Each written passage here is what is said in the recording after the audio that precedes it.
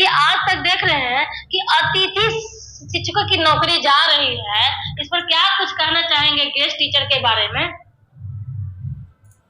अतिथि टीचर तो अभी जो चल रहा है वो जांच प्रक्रिया वगैरह, तो जांच के संज्ञान में जो सही जो लोग हैं वो रह रहे हैं।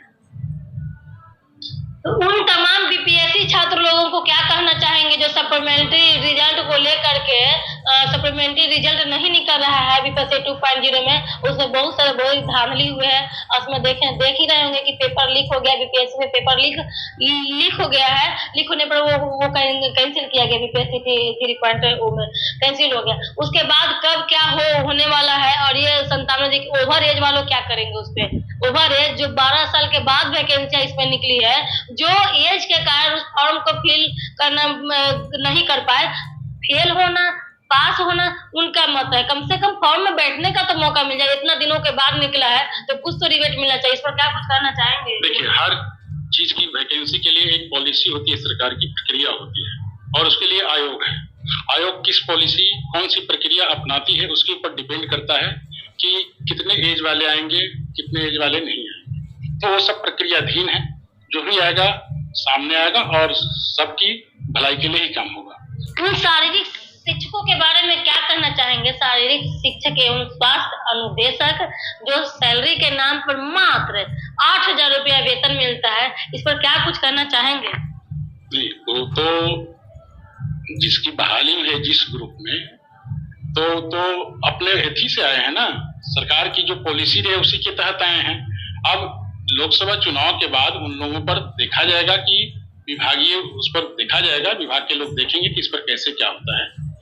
ये सब काम विभाग का है, विभागीय लोग इस पर देखेंगे, उस पर हम लोगों का भी नजर रहेगा। आप सब प्रेशर देंगे कि हाँ कोई ऐसा पत्रकार आता है, इसे पूछा जाता है, इस पर क्या कुछ कहना चाहेंगे, क्या कुछ होगा?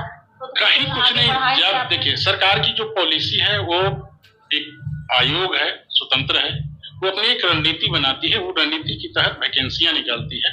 अब उसमें जिसको बीपीएससी पर भी बहुत आरोप लगा हुआ है कि धांधली में भी जो हुआ है, घोटाला हुआ है, उस पर बहुत आरोप लगा हुआ है। कोई भी आरोप हो, प्रत्यारोप हो, वो तो जांच का विषय है। कोई अगर विपक्ष का चाहे कोई अगर आरोप लगाता है तो जांच का विषय है, जांच होगा, इसमें क्या दिक्कत है? सर, जो समावेशी शिक्षक हैं, विशेष शिक्षक हैं, जो दृष्टि बाधित लोगों को पढ़ाते हैं, दिव्यांग बच्चों को पढ़ाते हैं, समावेशी शिक्षक, विशेष शिक्षक, तो सैलरी के नाम पर उनको 14,700 रुपए मिलता है। बात यहाँ से स्टार्ट हुई जब शिक्षा मित्र वाला जो कि जब उनको बहाली हुआ था मुखिया के अधीनता के में, तो मुखिया के द्वारा, तो उसमें उनको 1,500 रुपया मिलता था, मात्र 11 महीना कॉन्ट्रैक्ट बेसिस पे था। उनको सैलरी हो गया 38,000 रुपया। अब वो राजकर्मी का दर्जा भी लेंगे सक्षमता परीक्षा पास करने के बाद। उनका क्या हो गया था? क्षमता पर जो है इनका जो विशेष शिक्षक हैं, उनका क्या होगा कि अभी तक उनको कुछ हुआ नहीं है। 3 महीना धरने से थे, तो उनका भी कुछ पेमेंट रुका हुआ है। तो वो तो स्पेशल बच्चे को पढ़ाते हैं, स्पेशल जो एजुकेटर है, स्पेशल टीचर हैं, तो स्पेशल बच्चे को पढ़ाते हैं। फिर भी उस टाइम में उसमें डीएम के अध्यक्षता में उनका ज्वाइनिंग हुआ था, उन लोगों को जो विशेष शिक्षण, फिर भी उनको उनकी सैलरी आकाशमान छू गई जो मुखिया के द्वारा जो लिया गया था। इनके मात्र संख्या में जानते हैं सर, 900 से ज्यादा नहीं है। कहीं बीपीएससी में कहीं चल गए एग्जाम देके, अभी 900 के मात्र हैं कहीं। तो उनका पर कोई दया दृष्टि सरकार नहीं दिखा रही है। इस पर क्या कुछ कहना चाहेंगे? किसी के साथ सरकार ऐसा नहीं है कि किसी के साथ कोई दुश्मनी है, कहीं किसी प्रकार की कुछ बात है, किसी पर दया दिखाती है, किसी पर नहीं दिखाती है। मेरे लिए सब बराबर है। जो भी है विभागीय के अनुसार जो टेक्निकल है, उन सब समस्याओं को सोल्व करके उनकी भलाई के लिए आगे देखा जाएगा, किया जाएगा। उनका भी नौकरी खतरे में चल गया सर। आईसीटी इंस्ट्रक्टर वाले हैं, उनका भी नौकरी खतरे में चल गया है। ये सब चीज के लिए तो विभागीय जो है वो बताएंगे आपको ना। अब पूर्णिया को लेके क्या कहना चाहेंगे सर? जब सब लोग साथ में है, साथ में इंडी गठबंधन सब साथ में मना रही है, तो उसमें देखा गया कि पूर्णिया को लेकर के बीमा भारती को टिकट मिला। जैसे पहले आप ही की पार्टी में ना थे, तो चले गए तो बीमा भारती, तो आरजेडी से वहाँ टिकट मिला। फिर वो कांग्रेस में पप्पू यादव अपना पार्टी को भी लड़ कर गए, और करने के बाद फिर से निर्दलीय में लड़ना, ये क्या समझ में नहीं आ रहा है? इस पर अब इसका जवाब तो वो देंगे ना, पप्पू यादव जी न देंगे कि उनके साथ क्या हुआ। नहीं, उनके साथ रोते वाला भी वीडियो आया है कि हम इसीलिए हम लोग को नहीं लिया गया कि कहीं बेटा। ठीक है, वो एनडीए के घटक दल में नहीं है कि उनके प्रति क्या है क्या नहीं, हम उसका जवाब दें। उसका तो उनका व्यक्तिगत कौन सा कमिटमेंट में कांग्रेस में गए, उनके साथ कांग्रेस क्या किया, उनका व्यक्तिगत है, उनकी यकी में हम क्या बोल सकते हैं। वो तो जितना वो जानते होंगे अच्छी तरीके से वही बता पाएंगे, इसका जवाब तो वही देंगे। सर ये बताइए कि इस बार बताइए कि सर कि 2025 में जो 24 में तो आपका जो है लोकसभा का है, 25 में आपको जो है विधानसभा का है ना, तो इस पर क्या कहेंगे कि डबल इंजन की सरकार जैसे पहले थे, नीतीश कुमार ने कहा कि जैसे वो पहले थे, पहले गए थे कहाँ, थोड़ा देर के लिए इधर उधर हम चल गए थे, लेकिन जैसे उन्हीं के साथ थे उन्हीं के साथ घर वापसी उनका हो, तो क्या आ करके क्या रोजगार फैक्ट्रियां सब चीज लगेगा, जहाँ जहाँ जैसे यहाँ के बच्चे बहुत लोग दिल्ली पंजाब कमाने सूरत सब चल जाते हैं, तो क्या फिर पलायन करने की बारी आ गई, कुछ होगा उसका? कहाँ, वो तो देखिए हर आदमी का अपना एक मकसद होता है कि हमको कहाँ काम करना है। हिंदुस्तान और बिहार के बच्चे कहाँ नहीं है, पूरे वर्ल्ड में है।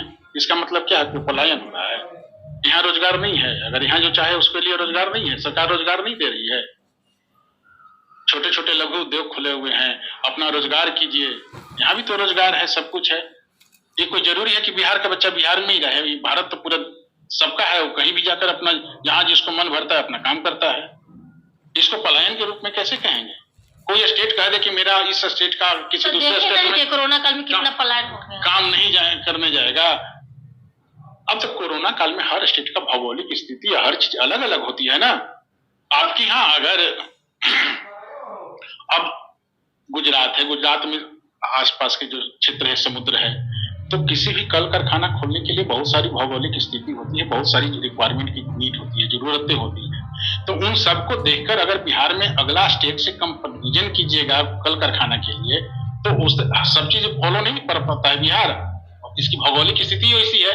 लेकिन जहां तक छोटे छोटे उद्योग हैं, कल कारखाने हैं, एक उद्योगों के बात थोड़े है। आप जो अभी जो बैंक से जो ई रिक्शा वगैरह मिल रहा है वो भी तो एक रोजगार है। वो क्या चीज है?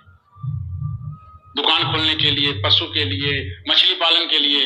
सर ठीक है, तो वो दे रहे हैं। एक क्वेश्चन है आपसे, ग्रामीण क्षेत्र के जो है मंत्री हैं श्रवण कुमार, तो जितनी सारी जो है प्रधानमंत्री का योजना हो या मुख्यमंत्री का योजना हो, जो ग्रामीण वाले जो वासी हैं वो लाभ उठाते हैं, तो वो जो भी अब मिलता है तो ब्लॉक में मिलता है, ब्लॉक से डिस्ट्रीब्यूट किया जाता है, तो वो ग्रामीण वाले जो है लाभार्थी और ब्लॉक के बीच में क्या मतभेदता, क्या बीच में गैपिंग हो जाता है, ये आपको पैसा को लेकर के या घूस को लेकर के, कि उन लोगों को लाभ ठीक है दे रही है सरकार, ये सबको पता है, लेकिन वहां तक पहुंच नहीं पा रही है।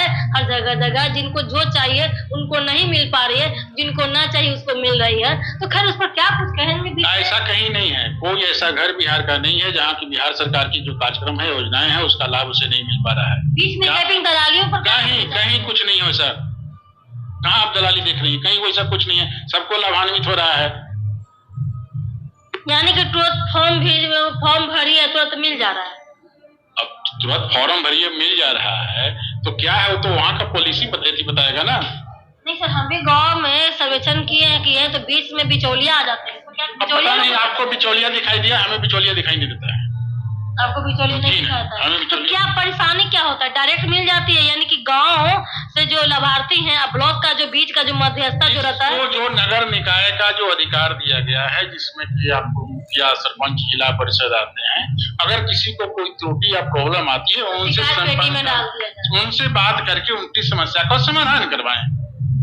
उसके बाद भी नहीं होता है तो एमएलए वगैरह हैं, मंत्री हैं, यहाँ कर आप कहिए, सब कुछ समाधान होगा। सब लोगों का समाधान हो जाता है। बिल्कुल होगा। चलिए, तो दोस्तों आप लोगों ने सप्लीमेंट्री रिजल्ट पर स्पष्ट रूप से सुना कि किस प्रकार से लगातार प्रयास जो है रिपोर्टरों के द्वारा किया जा रहा है और उम्मीद और आसार लगाया जा रहा है कि भाई सप्लीमेंट्री रिजल्ट पर अब कोर्ट के द्वारा ही कुछ अपडेट जो है वो आएगी निकल के। तो बिग ब्रेकिंग न्यूज़ जो है वो सामने उभर के आ रही है सप्लीमेंट्री रिजल्ट पर। अब देखने वाला समय होगा क्या कुछ होता है।